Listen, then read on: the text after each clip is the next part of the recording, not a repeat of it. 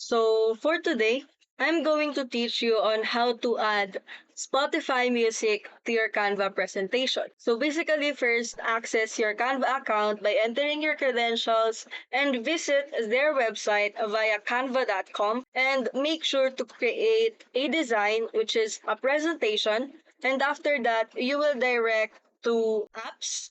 Once you click on the app section, just simply search for the embed. And after that, you will see this icon, which is the blue embed icon. Just click on that and you will see a Spotify logo right here.